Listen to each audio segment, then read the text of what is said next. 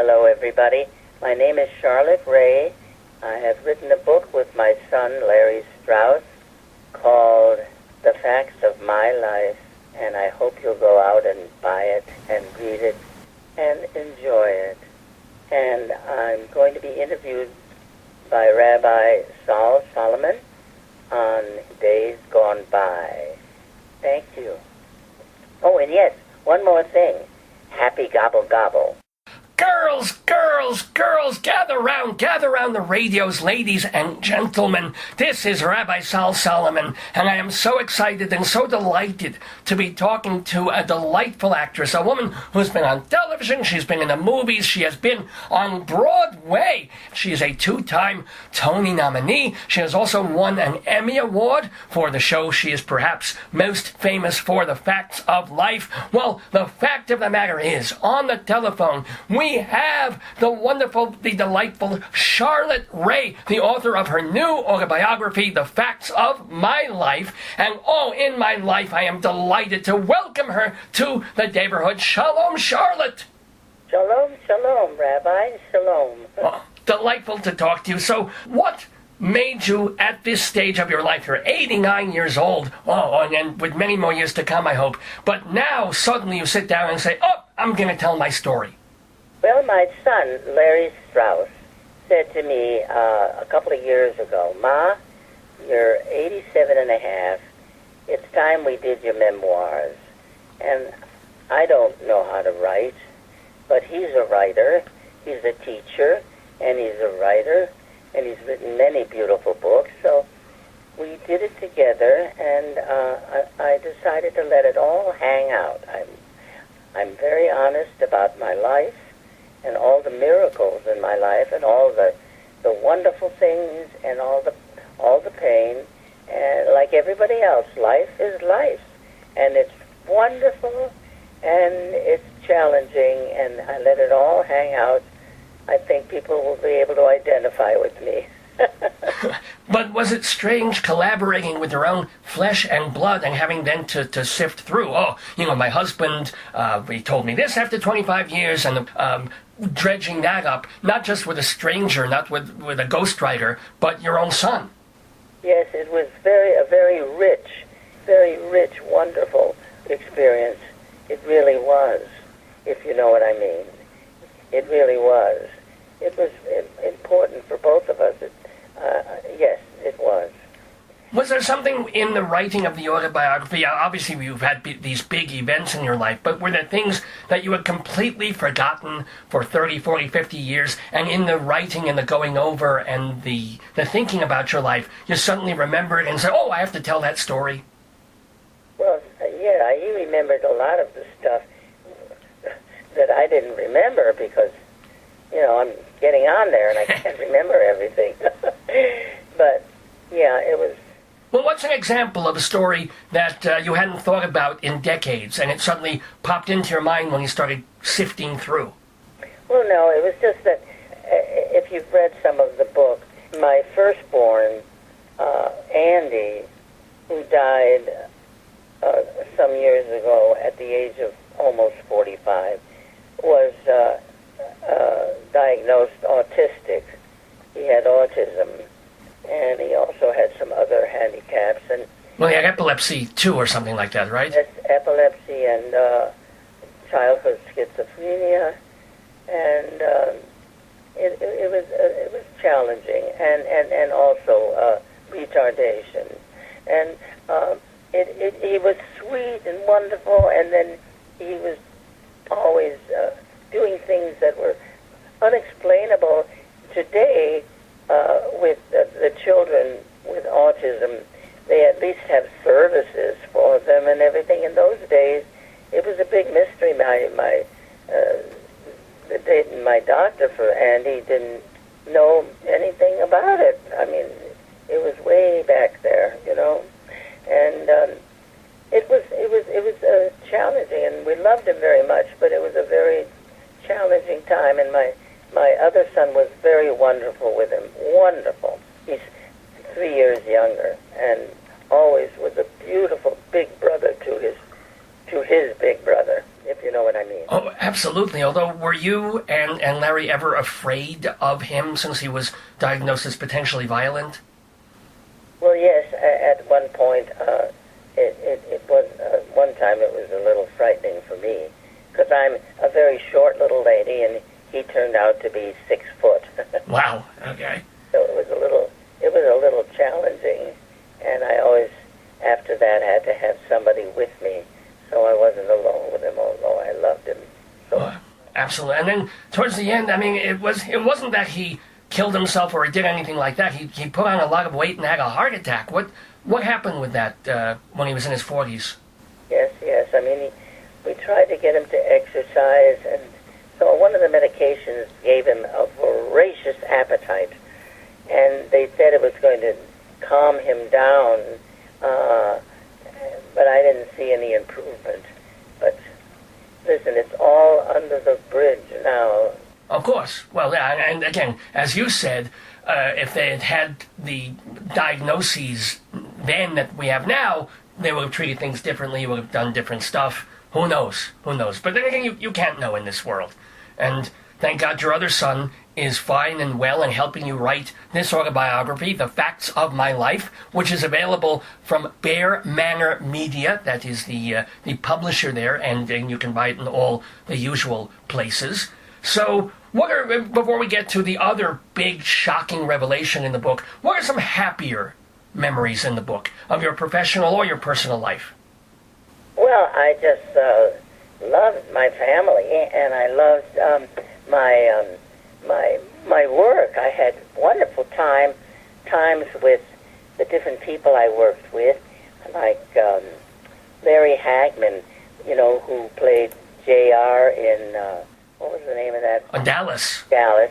Oh, he was a darling young guy. His wife and their 2 little kids. He was a jolly good guy, and we had so much fun out of town before we opened in New York. And in which play? In which musical?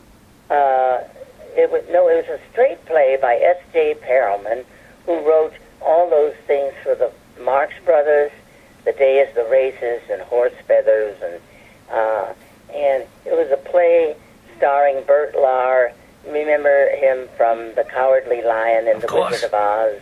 He was the Cowardly Lion. Bert. So wait, were you in Foxy? Was that the musical or no?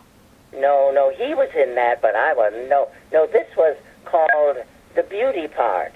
It was not a musical. But he did Foxy after The Beauty Part. Okay, but you were in the beauty part. I didn't remember that. So what was, I read the biography by John Lahr, speaking of children writing about their parents, about Bert Lahr, and that he was obviously beloved on stage, but he could be very reticent and difficult off stage. What was your experience with Bert Lahr? Well, all I can say is he was darling, but he was always worried, always worrisome. And I'll never forget how I couldn't get over how he was not even aware. His daughter, he told his daughter that she could get her nose fixed. It wouldn't bother him. It would make him happy. Well, she had no intention of changing her nose. She liked her nose. She said, "Daddy, my nose is resemblance of your nose, and I love you, and I love my nose." But he never got it. He was never moved by that. He didn't get it. You know what I mean? Yeah. He never got it.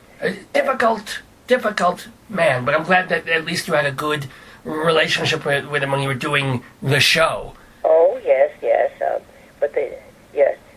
It was fine. You'll read the book and you'll find out something funny that happened with him and me. Oh, okay. That's a little teaser for people to buy the book. What about young Paul Lynde, whom we all know from Hollywood Squares and from Bye Bye Birdie? What were because you were almost classmates there, right? Yes, we were freshmen together, and we started to play opposite each other in the musicals at Northwestern University. And he wrote brilliant sketches, and we were a team. On campus, everyone knew us as Labatsky and Lynn. Well, your maiden name, not your maiden name, your original name was Lobatsky, Yes. nice Jewish name, which your agent asked you to change, I guess. Yes, yes. When I was at Northwestern, I was doing some radio work in downtown in Chicago, and they said, "Oh, you can't use the name of Lobatsky." I said, "Why not?" They said, "No, it wouldn't work." They said, "What's your middle name?" I said, "Rae." They said, "Oh, that's it, Charlotte Rae," and that's what it's been ever since. Well, I mean, it wasn't the wrong advice, obviously, because the name has done you very well. But if you were coming up, let's say, as a young actress now, or the last 20 years, would you have changed, or would you have kept Lobatsky? I don't think, you know what, I would have kept it if it were a name like Kolachensky. I'm not ashamed of my name. No. My daddy was so hurt that I changed my name. He said, "It's a good name. We're very respected in Milwaukee." He said, "I don't understand why you did that." But, I mean, I felt terrible because, Lobatsky sounds like Lopatsky. It's not, but Kolachensky sounds good. You know, it's the sound. I would have kept it. You know what I'm saying? Oh, absolutely, yeah. There's a certain Lobatsky that it doesn't have a flow. It doesn't sound noble, with all due respect. It doesn't have that nobility to it or something like that. Yeah, but, I'm proud of it. Oh, sure. Oh, And he was a very well-loved man in Milwaukee, yeah. Oh, and by the way, before we get back to Paul Lynde, did your mom ever tell you any stories about knowing Golda Meir when she was a kid? Well, yeah, they were in school together, yeah. They, in Milwaukee, and my mother was a very proud member of the Jewish National Fund. She used to go around with a little box getting money for Israel and everything. Golda Meir was a fantastic premiere of Israel. Of course. Oh, great. But when your mom knew her, she was just a little girl or a young girl in Milwaukee, too. Yeah. But did she share any particular memories of her friendship with Golda? No, not really. Oh, okay. So tell us more about your friendship, though, and your colleagueship in college with Paul Lynde. Well, we did these sketches together, and they were wonderful fun. And then we did Twelfth Night. He was Sir Toby Belch, and I was Mariah. And Patricia Neal was Olivia, in the play, in the drama department. Wow. And Paul Lynde went on to New York, and I went on to New York. And he was in Bye Bye Birdie, and I went into a lot of musicals, Three Wishes for Jamie, and so on and so on. And Little Abner, I was Mammy Yoakum, the original Mammy Yoakum and Little Abner. And, doing television and theater off-Broadway and on Broadway, and got married and had two beautiful little boys. My husband was a composer, and he wrote the theme music for Car 54, Where Are You? Which you were in, of course, yes. Yes, and we had a good life. It was hard, struggling and everything like everybody else. And then, But did you have a clue, even an inkling, that perhaps your husband was, shall we say, starting to play for the other team? No, I did not. And we had so much in common. We loved the theater, we loved music, and it was a time when everyone kept things under blankets like it was a shame. And I am so grateful to Obama, President Obama, for today making it so that they can all hold their heads up high and not feel and get equal opportunities and get married and everything. It's just remarkable. But it was very devastating for me. I mean, it really, really laid me low for a long time. It was the morning of a Mourning, of course, of a long 25 25-year relationship. And but when I got over it and accepted it, I realized that it must have been awfully tough on him. And we continued to be friends, and I never did anything that was not supportive of him.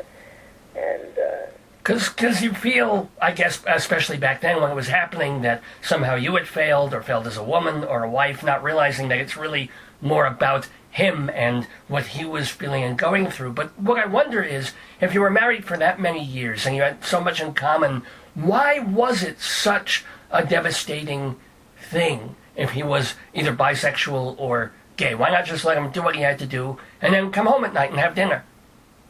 Oh, I couldn't have an open marriage. But I mean, I didn't know. He wanted an open marriage when he told me. Well, yeah. But I felt that wouldn't be appropriate. And we remained friends until he died. And I got to know his partner. And it happens, you know. And since then, although you have not remarried, you have, as you have said, you've had your flings. I think you said that. Oh, yes. Oh. Anybody famous? Anybody we know? I wouldn't tell you. Oh, come on, it's just a fling. It's just a thing. It's a memoir. Or are you saving that for the sequel? Well, I don't want to do that in my memoir, no. And my memoir is about other things than that. Well, sure. I mean, it is, of course. But it's also about a lot sadder things. I mean, at least the fling thing is fun. That's fun. You're dating. It isn't about, what happened with the son and the marriage and then all your... thank God you're cancer-free, but you've also had your medical issues. Yeah. And then don't forget my alcoholism, remember? Oh, how can I forget your alcoholism? Thank you for bringing that up. How long have you been there? So how many days, hours, weeks, months? Sober for 41 years. Mit Mazel. I mean, what was the turning point? What made you say, I gotta stop this? Well, I was going through all this thing with Andy, my older son.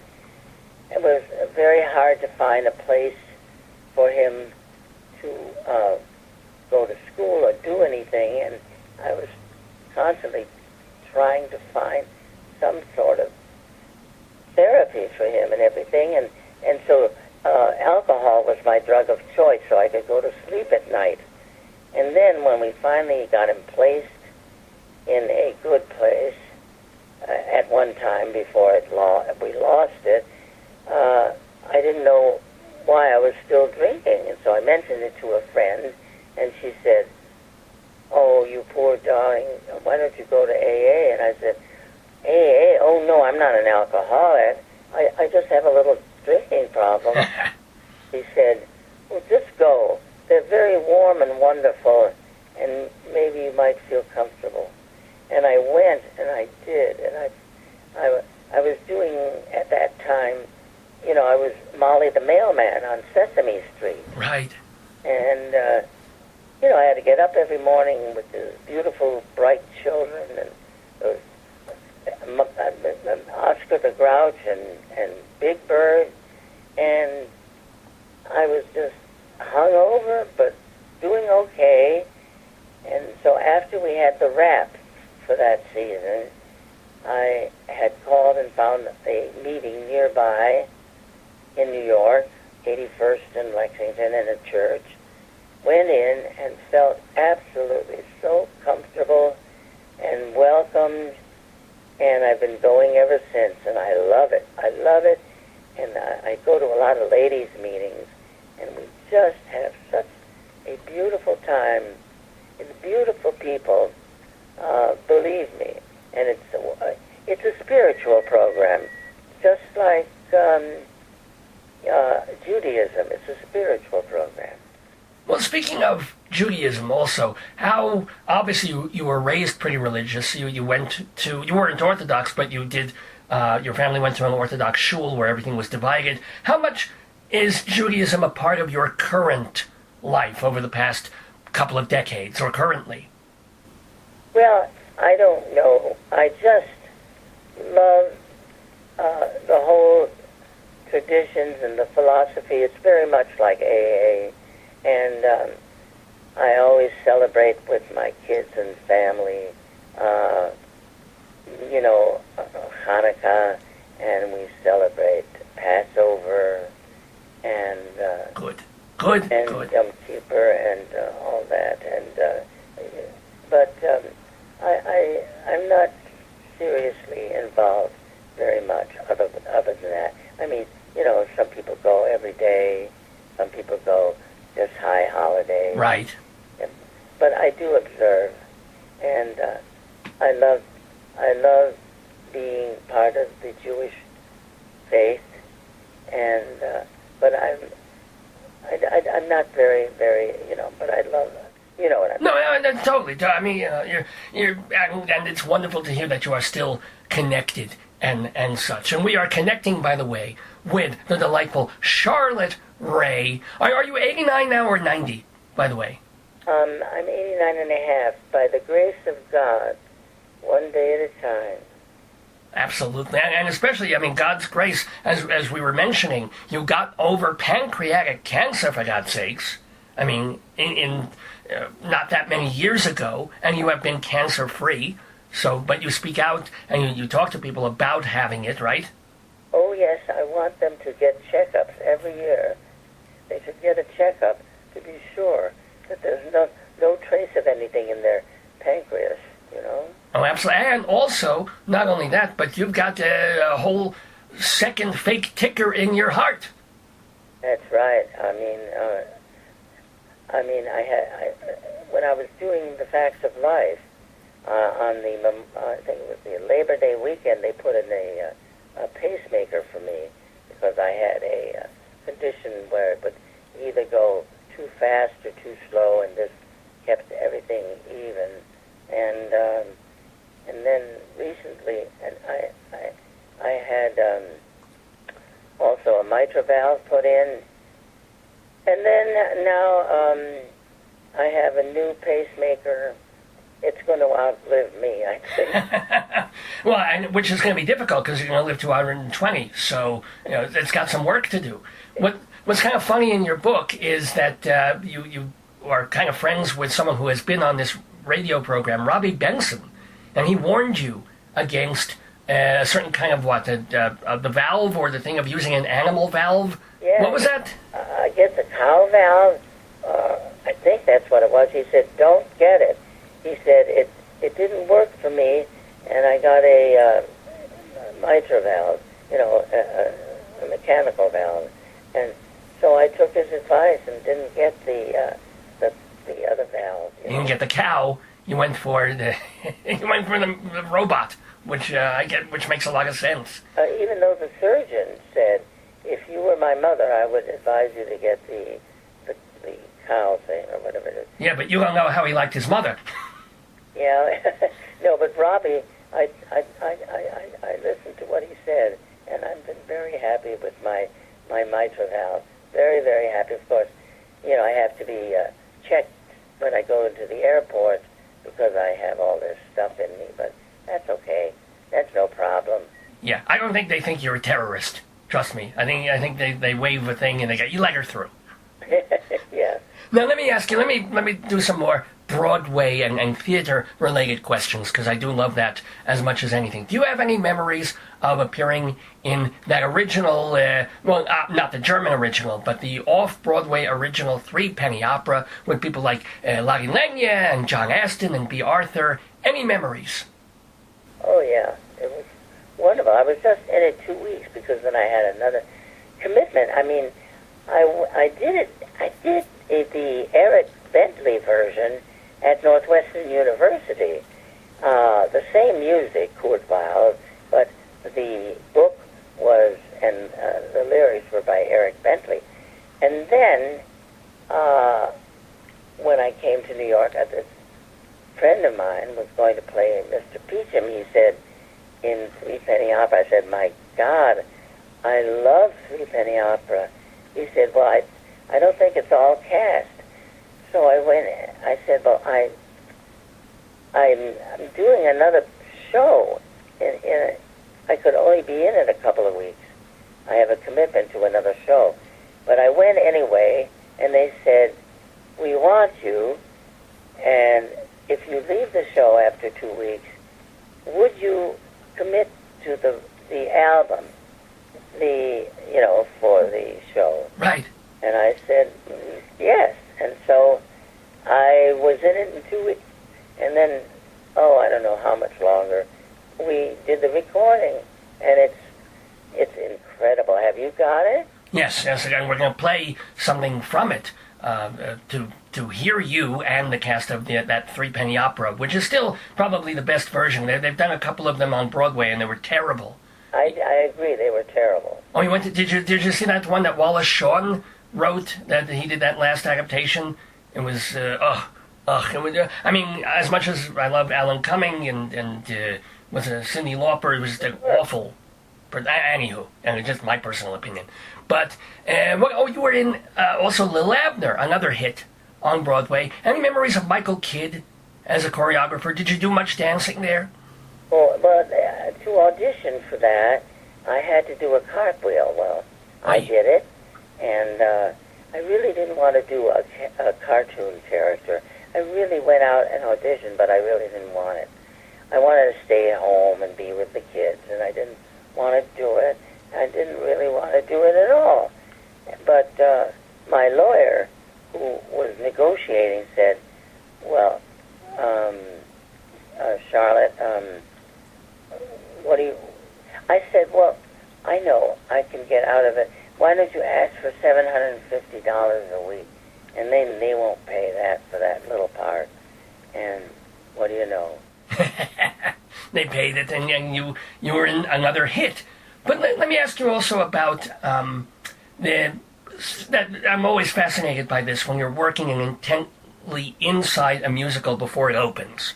And your hopes are high, and you're just working yourselves to exhaustion, but you don't know, really, whether you've got a hit or a flop or something in the middle. So you're in Lil Abner, that turns out into a hit, but then you go into a show called Pickwick, which you figure, Leslie Bricusse is involved. Did you know that wouldn't be another Lil Abner? No, we thought that it was definitely going to be. It was a wonderful show, especially for the family and children. It was lovely. We toured with it. It was, let me see, how can I put it? David Merrick was the producer. Yes. And we played all these large houses in San Francisco, L.A., Detroit, Cleveland, Washington, D.C., all these big houses, and they made their money back. You know what I mean? Oh, well, yeah. So you thought... Before we even opened, and so the reviews were tepid. They were not blockbusters, and so they closed it. And that was so disappointing to all of us, because we'd worked so hard. You know, it was the producer's choice. Well, sure. Do you think it's a show that deserves another chance, like the York Theater, or somebody should revive it? Or is it best, it was okay, but in retrospect, there's a reason that the critics weren't crazy about it? Well, it had some production values that were so charming, but they wouldn't be able to do it again. There was a little skating rink. Oh, my God. And stuff like that. No, that's the end of it. But I loved working with all the British people. They were all Harry Seacombe was lovely. Beautiful man, beautiful. And he said something very interesting I'd like to pass on. It's in my book. Oh, please. He's from Wales. And his father said to him, Harry, you're very famous now. And you have a lot of people around you who love you. You know how you can tell the truth about the characters that are around you, your friends. See how they handle the boot black and the newsboy and the people who serve. If they treat them well, then I think they're good. But if they treat them in an offhanded way, you know who they really are. Nice. Very true. I mean, if you think about it, it's how you treat the people who aren't at the top, you know? See how they do them, and then you'll know who they really are. Well, we're finding out who Charlotte Rae really is from talking to her, and of course from everybody going out and buying her book, The Facts of My Life, available from Bear Manor Media. Can I ask, you had what every actor, well, what most actors dream of, a big hit TV show, The Facts of Life. There you are. And yet you choose, after a couple of years, to leave. And your good friend Cloris Leachman takes over. Why do you leave a show?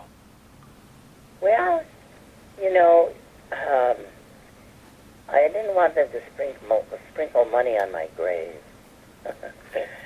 I felt that what happened was the writers, who were wonderful, started writing things with the girls and leaving Mrs. Garrett out. I mean, I ended up doing things like, okay, girls, it's time to have dinner. Let's go and have dinner. Or it's time to go to bed. I mean, I didn't have any real issues to handle or any kind of... So you were being marginalized in a sense because they were concentrating on the girls. Yeah, and I didn't take it personally. I just felt that maybe this is God telling me to move on and do other wonderful things. Which you did. I mean, you didn't have another series like that, but you did certainly a whole bunch more performing and acting on... Thing is, I want to make this clear, that I knew that the girls by this time were so strong, and the audience, the TV audience, loved them so much that, in other words, if I left the show, the cameramen and all the people involved with the production, nobody was going to lose their job. You know, they wanted me to stay for 2 more years, and they offered me millions. Good Lord. You turned down millions? Well, yes. I mean, I didn't want to go on just saying, come on, girls, let's... And, you know, some writers on other shows said, stay and get every nickel. And I just felt I would like to do... And I did. I did Driving Miss Daisy after that, and all sorts of wonderful things. A Beckett play. Well, you said your favorite character of all time was Winnie in Happy Days, yes? Yes. A noble soul, just wonderful. Oh. Yes, and I wouldn't probably have been able to do it. I don't know. It's just, and I'm going to do something in the spring at the the Center Music Group. In Los Angeles, yeah. Yes, it's at the Kirk Douglas Theater. Mm-hmm. It's another Beckett play. It's called Endgame. Oh my! Wait, are you going to be in the garbage can? Yes. Good Lord! Wow. Is it a reading or a full staging? It's a full staging. Who's going to be your Nell? Who's Nag? Do you know yet? Nick Cruchy, but Alan Mandel is going to do the guy who walks around, and the other guy is, they're bringing in Barry McGovern. Oh, wow. From England, who just last year, or the year before, did Waiting for Godot with Alan Mandel, the two of them. And it was wonderful. Yeah, that's how we're going to, if God wants it, I'll be celebrating my 90th birthday in an ash can. Well, a lot of people end up celebrating their 90th birthdays in an ash can, but in the real way. At least you're on stage. That'll be wonderful. Yeah. Halavai. And by the way, everybody saw you just a few months ago in the movies, opposite Meryl Streep and Kevin Kline, no less, in Ricky and the Flash, a Jonathan Demme film. So you're still out there. Do you have any Meryl or Kevin stories? Oh, golly. Well, for one thing, Meryl Streep is one of us. She's not someone who is very into herself, and huge Winnebago and Stella Star. She's one of the gang, you know what I mean? Yeah. You know what I mean? Yes, of course. And then Kevin Kline, he's a very funny, witty guy. I had a lot of fun with him. And Audra McDonald was in it, too. She had an interesting part. Oh, that's right. She was the new wife, right? Yes. And she's a wonderful, remarkable woman. Remarkable. Did you see her? Where do you live? Well, I mostly stay in Colorado these days, but I see some Broadway things. So The lady day at Emerson's Bar and Grill. She was the Billie Holiday show a couple of years ago. Did you see her? Yeah, she was terrific. She was amazing. She was amazing. Although I would personally prefer to see Billie Jewish Holiday. That would make my day. I would love a show called Billie Jewish Holiday. That's a joke right there. Okay. Feel free not to laugh. Okay. So, I can see that you're passionate about the theater. I am. It's my thing. Even a little bit more than television, or the movies. But speaking of the theater, okay, so it's 1973. Your last Broadway credit to date was the David Rae play, the Boom Boom Room. I know you moved to California after that, but really, you never felt the siren call ever to go back to Broadway in the past 40 years? No, well, I mean, I did, You did some off-Broadway. no, at the Mark Taper, I did Happy Days, the Beckett play. Right. And then they took me to New York to CSC, the Rep Yes. 13th Street, to do it there. I did it there for a couple of months, or 2 or 3 months. What else have I done? Well, you did the Vagina Monologues off-Broadway. You were one of the rotating cast people. Jane Atkinson and what's her name? Oh, terrific. The other one was, they're both terrific women. I forgot her name. Shoot. Anyway, yeah, that was wonderful. What else? Oh, you've looked me up. A bit. You know, I did a little the Googling, the Internet Broadway database kind of thing, and just to get my ducks in a row. I was just wondering why it has been so many years that you ever did Broadway again, you know, since 1973. Since, you know, at a certain point you could have gone on a plane very easily or done, 3 or 6 months in New York in a show. I did 70 Girls 70. Oh, yeah. I did it first in New York at the York Theater, and then I came back and did Plain and Fancy there. Oh, wow. And then I did a few years back at, and then at El Portel, I did 70 Girls 70. I played the lead. Oh, my. Ida.